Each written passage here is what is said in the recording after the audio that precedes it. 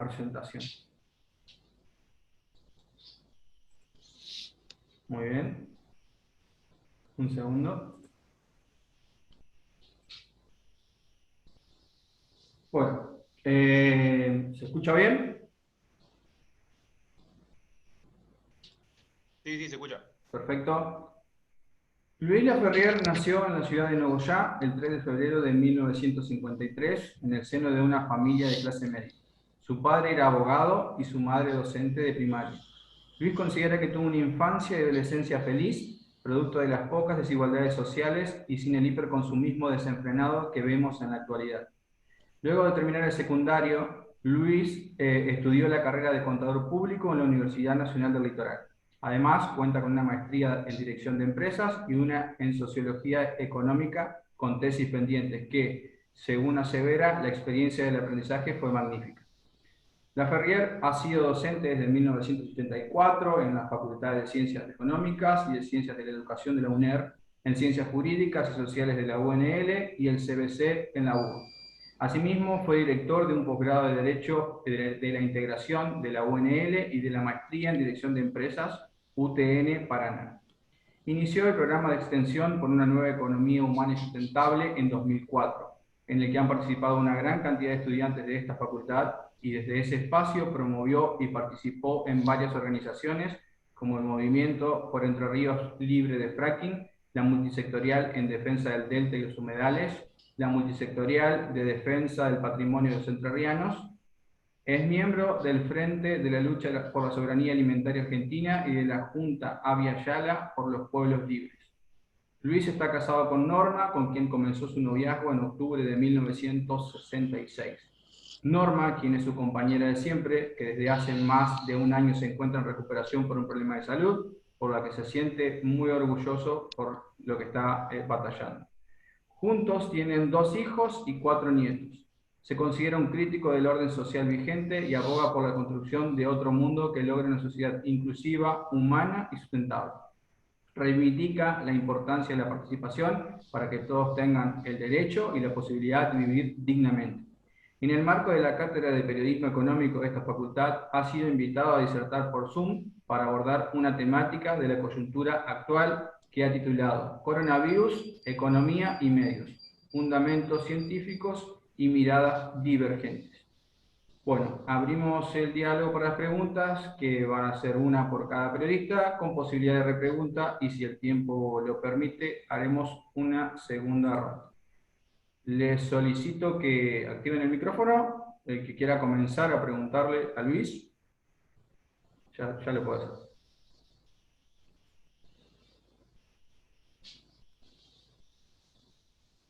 Bueno, yo empiezo. Muy bien, Martín.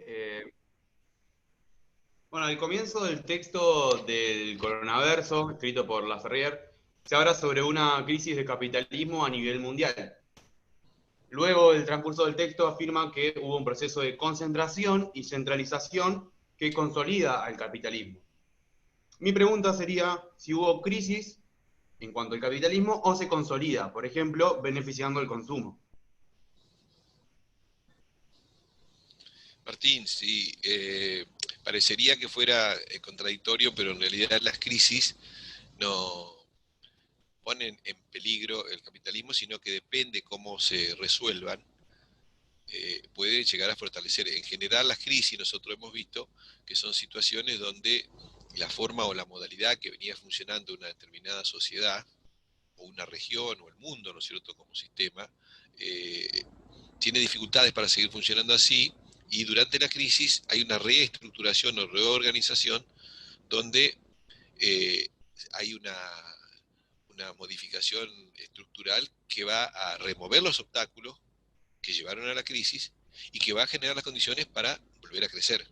Entonces la crisis no implica necesariamente algo malo para el capitalismo, sino que es parte de la historia del capitalismo. Ahora, lo que yo digo es que en este momento hay una crisis muy, muy profunda, pero una crisis en todo caso inédita en el sentido de que es muy difícil que tiene para resolver, porque el capitalismo, entre otras cosas, es un sistema de expansión permanente, y expansión significa sacar cada vez más recursos, tirar más desechos, quemar más energía, contaminar más, y ya el planeta no soporta más esa actividad sin generarse cambios. Y esos cambios que se están generando en el planeta son problemas que van a hacer difícil la supervivencia de muchas especies vivas, entre las cuales estamos nosotros. Entonces hay una crisis del sistema que no puede resolver por sí misma, hay una crisis de la humanidad en general, pero que la modalidad en que se está desarrollando esta crisis, lo que está indicando es que se fortalecen muchas de las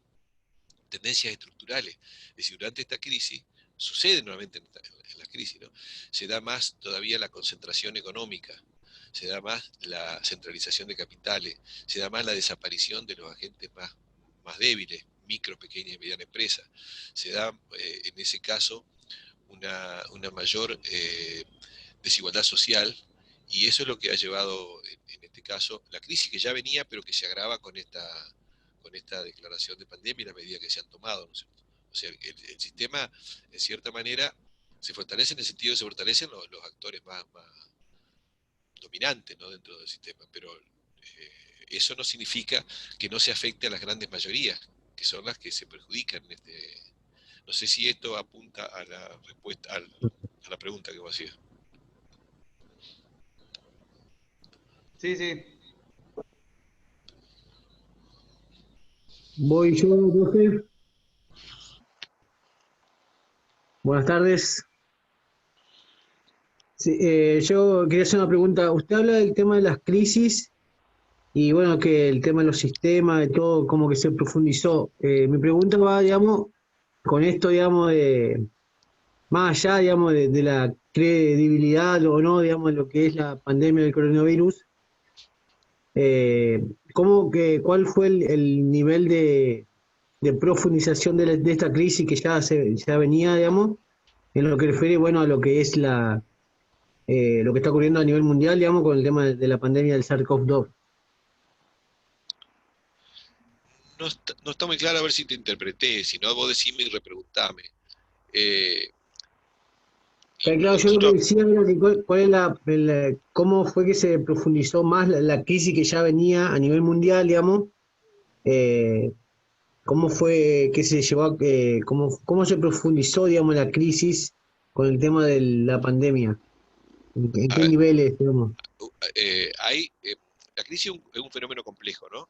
Donde Ajá. hay una serie de elementos que están mostrando de que lo que era normal y habitual en el desarrollo de una sociedad y de una economía, de pronto empieza a alterarse. Y empezamos a ver cosas que eran impensables en los momentos normales de crecimiento. Yo les decía que nosotros hemos visto que ya en la primera década de este siglo XXI se ponían en evidencia que el capitalismo tenía dificultades para seguir creciendo porque mayor crecimiento requiere mayor demanda, además de mayor potencial productivo. Y lo que sucede es que las políticas que se vienen aplicando en las últimas décadas del siglo pasado habían generado una agonía de los mercados, y entonces eso, si bien es cierto que por un lado era contradictorio, porque por un lado permitía que la mayor desocupación posibilitaba que hubiera una caída muy fuerte de los salarios, un aumento de las ganancias, pero que eso después tenía que traducirse en mayores ventas, y ahí es donde venía el problema. Pero lo que pasa es que el poder adquisitivo de la gente ha caído, y había un proceso también de financiarización, donde las ganancias no parten de mayor producción solamente, sino fundamentalmente ganancias de actividades especulativas, que no genera mayor riqueza. Entonces, ahí es un dilema, es un problema que tiene el capitalismo. Pero el otro problema es que el capitalismo necesita crecimiento, y si necesita crecimiento, eso implica cada vez sacar más recursos, tirar más desechos, contaminar más y quemar más energía. Y ahí es donde viene el tema de los obstáculos del capitalismo. Entonces, los actores principales, los sectores dominantes, que están muy concentrados, diríamos el 1% de la población mundial, suponen de que, como los recursos son escasos, y como ya estamos llegando a situaciones límite en cuanto a que empiezan a ser escasos bienes que son indispensables para la vida, y que empieza a ser problemático la supervivencia de la vida en el planeta, para esos sectores minoritarios, el problema no es el capitalismo en sí y el hiperconsumismo que ha llevado esto, sino que somos muchos. Para ese sector minúsculo, el problema es que somos demasiados. Y su proyecto, es decir, su estrategia, es resolverla limitando la cantidad de población. Sobramos 4.000 millones de seres humanos sobre 7.900 que somos. Entonces, su estrategia es lo que yo alguna vez llamaba el neomalthusianismo, es decir, cómo equilibramos esto si son muchos. Y bueno, con guerras, peste y hambruna. De manera que los procesos de guerra, la mortalidad que hay por hambre y por desnutrición, y las pestes sucesivas que han aparecido, son funcionales a ese sector, que le parece que, como el mundo ha quedado chico para su afán desmedido de seguir creciendo, el equilibrio lo van a buscar por el achicamiento de la población. Entonces, en este marco es donde yo hago este análisis. Yo siempre señalaba desde el principio de este siglo, cuando hablaba de este tema, de que de alguna manera para ese sector minoritario, pero muy poderoso y muy concentrado del mundo, que cada vez está más concentrado, lo que se busca es que disminuir la cantidad de población por distintas vías, ¿no es cierto? Lo que yo nunca pensé es que podría venir específicamente por este plan, más allá de que hubo ensayos, meses antes de declararse la pandemia, hubo ensayos donde, digamos que después se dieron a conocer y fueron públicos, de algunos de estos sectores representantes, estos sectores más concentrados del poder mundial, para ver qué pasaría en caso de que hubiera una pandemia con una enfermedad controlada, cómo se solucionaría si se toman ciertas medidas. Y las medidas que se toman son fundamentalmente para darle un mayor control a los estados sobre las sociedades, un control que era inédito antes, que se da así en algunas sociedades como la República Popular China, donde hay un control muy estricto y un estado muy autoritario, muy represivo. Eso se ha avanzado casi hoy a todo el mundo y lo han hecho casi de manera natural. Y además, el impacto que tiene sobre la cantidad de población, sobre la cantidad de gente que puede morir, ¿no es cierto?, por esto. Entonces, estamos en un contexto de crisis en el sentido de cambio profundo, y las crisis y los cambios profundos lo que se buscan es remover los obstáculos para reorganizar el sistema en función de los intereses de los que lo impulsan y los que dominan, ¿no es cierto? Entonces, yo creo que estamos ante un proceso muy serio de intentar reorganizar, pero con un peligro muy fuerte sobre el grueso de la sociedad que se ve perjudicada, porque hay más desempleo, porque caen sus ingresos y porque directamente hay políticas que tienden a dejarlos fuera del circuito, llamémosle así, ¿no? No solamente económico, sino social. No sé si eso apunta a lo que vos señalabas, Gonza. Sí, básicamente respondida, digamos, la pregunta. Claro, es como que se puso más en evidencia lo que ya ocurría, digamos, con el tema de la crisis que ya se venía viviendo a nivel mundial, y ahora como que con todo este tipo, con esta pandemia, pienso yo, ¿no? Es como que se puso más en evidencia lo que ya mediamente se sabía.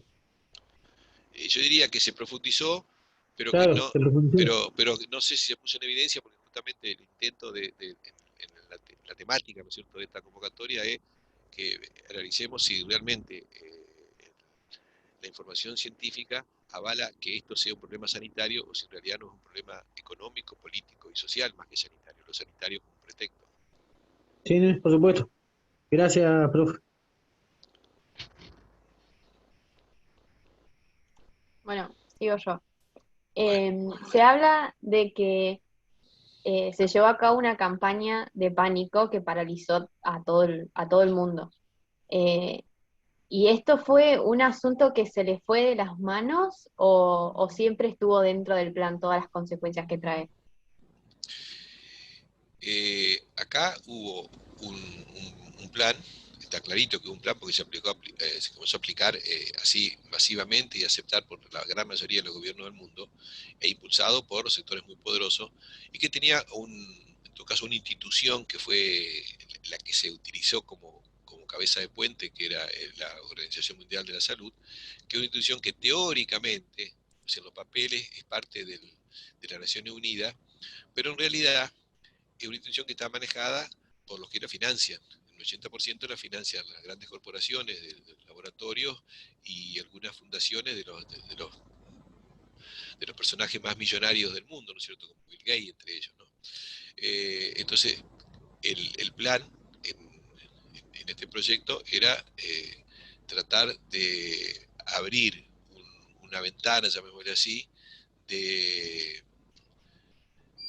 a través, yo creo que juega un rol muy importante en los medios de comunicación, donde se tratara de demostrar de que la humanidad está ante un peligro muy, muy grande y frente a un peligro muy grande lo que se busca es reacciones de la sociedad que acepten cosas que no aceptarían en condiciones normales. Entonces, el tema de poner el miedo en la mayoría de la población, esto es una estrategia ya que viene desde mediados del siglo anterior, que lo utiliza mucho en términos políticos, pero también en términos marketineros, en términos económicos, cuando hay que tomar determinadas medidas de ajuste, poner miedo de manera de que cuando la sociedad está con miedo acepta cosas que no aceptaría en otras condiciones. Acá yo creo que se instaló, ¿no es cierto?, un temor de que corría peligro la humanidad, cuando en realidad, analizando las cifras serias, estadísticas, las fuentes científicas, no había absolutamente ninguna razón para eso. O sea, si uno analiza cuando se puso como justificativo una enfermedad contagiosa, bueno, esa enfermedad, la tasa de mortalidad, una tasa de mortalidad que es inferior a la de la gripe común, ¿no es cierto? Entonces, no era tan peligrosa. Si uno analiza los números, va a ver que en realidad estaba muy sobredimensionado. Si uno analiza cuántos fueron, por ejemplo, los fallecidos en cada sociedad y a nivel mundial en los años anteriores, no ha habido ningún cambio durante el año 2020 y 2021. Es decir, no había nada que justificara que de pronto, todos los 24 horas del día, en todos los canales de televisión, en todo el mundo, estuvieran asustando con contagios, muertes y escasez de camas, cuando en realidad las muertes fueron en algunos casos inferiores a años anteriores. Entonces, las muertes por enfermedades respiratorias en Argentina y en Estados Unidos y en todo el mundo fueron similares o inferiores en el 2020 al año anterior. Entonces había algo que cambió ahí. Lo que cambió fue el rol de los medios que van a jugar acá una función central en esto de poner temor. Y al haber temor, se trabaja sobre lo que es la parte más primitiva del cerebro humano, que es reaccionar frente a esas reacciones muy primitivas que no permiten realizar pensamientos racionales. Entonces, se toman medidas que son muchas veces contradictorias, que no tienen fundamento, hasta ridículas, si no fuera por el mal que provocan, sería para reírse, pero en realidad, bueno, paralizar una sociedad y la actividad económica ha traído perjuicio enorme a miles y miles de emprendimientos, a los que están desocupados, a los que no tienen laburo, a los que no podían moverse de su casa pero no tenían que comer. Es decir, fue gravísimo. Entonces, las irracionalidades que podían dar risa, bueno, causan horrores, ¿no?, por lo que generaron, pero que son aceptados por el temor que había, y que de pronto se generan comportamientos que no eran habituales ni siquiera en épocas de mucho más duras, ¿no es cierto?, que hemos vivido en Argentina y en el mundo, como ser, por ejemplo, el hecho del recluido a toda la población, es decir, encerrar y aislar a la población. Es decir, dejarla en un lugar, no poder salir de su casa, pero tampoco poder tomar contacto con nadie, y sobre eso sí, jugar con el peso de los medios de comunicación. Entonces, eso es lo que va a llevar a generar esa sensación de la gente de que está ante un peligro enorme, y que puede aceptar eso, aceptar que no se dio estas situaciones, ¿no?, de limitar la posibilidad de libre tránsito, de limitar la posibilidad de juntarse con su familia, no se dio ni en épocas de guerra ni en épocas de dictadura siquiera. Entonces, acá ha habido un plan bien armado, bien estructurado, que creo que fue muy exitoso. Es decir, yendo al eje de la pregunta, no se salió de la mano, al contrario, fue tan exitoso que yo, cuando hacía el análisis a fines del año pasado, decía que el éxito tan grande que han tenido lo va a llevar a inventar otro virus. Yo decía, esto van a agarrar otro virus porque le ha salido genial, hacen lo que quieren, tienen la gente encerrada, además los negocios fabulosos que hacen las empresas, las corporaciones, ¿no es cierto?, de lo que llamamos la farmacia, ¿no es cierto?, de los medicamentos. Esos negocios, lo que han ganado es inmenso, gigantesco, inimaginable. Entonces lo iban a hacer. Lo que no pensé que iban en lugar de decir nuevos virus, iban a sacar nuevas cepas del mismo virus, que son cada vez más peligrosas, cada vez más contagiosas, pero resulta que, según el humor político o la situación política de cada gobierno, de pronto es tan peligrosa que ahora deja que se llenen los estadios sin ningún tipo de, de, de distanciamiento ni de precauciones. Entonces, está todo armado, está todo tomado sobre la base de decisiones arbitrarias, pero yo creo que no solo que no se pasaron de éxito y lo van a seguir haciendo, porque su plan no es volver a la normalidad. Eso yo creo que merece que deberíamos estar debatiendo este tema en muchos otros ámbitos, porque la gente está esperando que venga la normalidad, y la normalidad no va a venir, porque mientras siga así con tanto éxito, lo van a seguir manteniendo, la gente le es funcional que la gente se quede en la casa, que la gente no se organice, que la gente acepte salarios más bajos. Eh, Ahora, a medida que la gente empiece a reaccionar, bueno, ahí puede ser que pueda pasar algo, ¿no? Pero ni siquiera hay margen o marco para un debate en los medios de comunicación, porque están todos alineados. No sé si por ahí va la pregunta, Diana, porque por ahí son temas complejos, ¿viste? Sí, sí, responde. ¿Y cómo se podría penalizar o hacer justicia siendo que los grandes poderes e instituciones son los que lo promueven? Eh, esto es un plan obviamente impulsado por sectores los más concentrados del mundo, muy poderosos, financieros, las empresas tecnológicas, los grandes laboratorios, por supuesto. Eh, y hay intentos y hay sociedades que están movilizadas rechazando todo el avance fundamentalmente en este último tramo, que es lo que llevaba este año, que es la vacunación masiva, ¿no es cierto? Que eso es lo más agresivo, lo más criminal, creo, de todo. Y ahora que lo hacen a los menores, también ya hay cifras estadísticas, lo empezaron a hacer en Estados Unidos a principios de este año, la vacunación de menores, y los resultados son terribles, ¿no? Hay más de 360.000 casos de menores con miocarditis, es decir, esos ya están arruinados para toda la vida, y muchos otros impactos, efectos sobre la salud permanente, ¿no? Entonces, lo van a seguir haciendo, y creo que la única manera es que la sociedad resista, y hay sociedades que están resistiendo, hay en Estados Unidos, hay fuerte resistencia en Francia, hace unos días en Francia inclusive hubo un intento de poner la vacunación obligatoria y el Senado votó por mayoría de no, de negarlo. Acá en Argentina no está la vacunación obligatoria, pero es una estrategia que ya la definieron a nivel mundial, que tienen que poner reglas que lleven a que la gente tenga que vacunarse sí o sí, aunque no sea obligatoria. Entonces dice, bueno, pero si no, no puede venir a clase, si no puede venir a trabajar, si no puede entrar en un estadio, no puede ir a un baile. Entonces, en realidad la hacen obligatoria. Hay demandas, tanto a nivel nacional como a nivel mundial, por genocidio, contra la OMS, contra los gobiernos, pero lamentablemente es parte todo de la misma estructura. Entonces es muy difícil, salvo que haya presión de la sociedad, que esas demandas ante la justicia puedan tener éxito, porque tienen digamos, uno puede hacer acá una demanda porque se están violando derechos constitucionales, derechos humanos que son elementales. Están permanentemente violando derechos. Ahora, ¿quién aplica la justicia? Y bueno, los jueces que son definidos son nombrados por políticos, ¿no es cierto?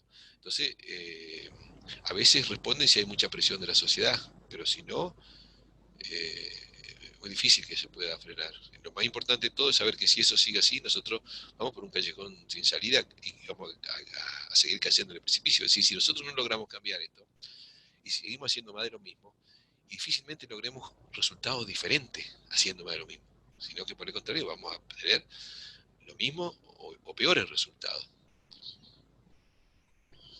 Muy bien, Luis, vamos a hacer el corte ahora porque Pedro tiene una pregunta, pero quedan 3 minutos, así que lo ideal es hacer el corte ahora y continuamos. Cortamos y entramos de nuevo, empezamos. Ujú. Bueno.